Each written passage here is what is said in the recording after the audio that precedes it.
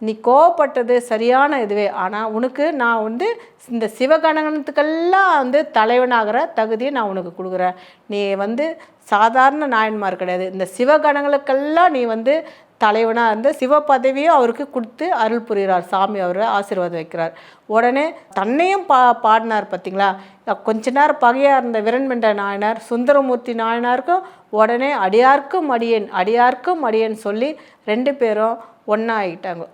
உடனே சுந்தரமூர்த்தி நாயனாரை பார்த்து, சுவாமி சுந்தரா சுந்தரா என்ன காரியம் செஞ்சேன்? நானே அவங்க தயவில் தான் ஓடின்னு இருக்கேன். திருவாரூர் தேர் அவங்க இழுக்கலைன்னா நான் போக முடியுமா? அடியார் இல்லைன்னா நானே இல்லையே. அவங்களால தானே இந்த உழவார பணியும் சரி, இந்த கைலாய வாத்தியமும் சரி, அங்கங்கே பார்த்தீங்கன்னா காசுக்காக கட்சிக்காக கொடி பிடிக்கிற அந்த காலத்தில் வெறும் அந்த சிவத்தை நம்பியே அந்த சிவமாகவே வாழறாங்க பார்த்தியா.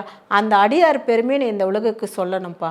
நீ இந்த உலகுக்கு சொல்ல வேண்டிய அடியார் பெருமையை சொல்ல வேண்டிய நேரம் வந்துச்சுன்ட்டு தான் சாமி நான் எப்படி பாடுறதுன்னு தான் சாமி தான் முதல் வடியாக தில்லைவாழ் அந்தனர்த்தம் அடியார்க்கும் அடியேன் அந்த வரியை எடுத்து கொடுத்தோன்னு தான் அடுத்தது சுந்தரமூர்த்தி நாயனார் அப்படியே இப்போது அந்த திருத்தொண்டர் தொகையை பாடுவார்.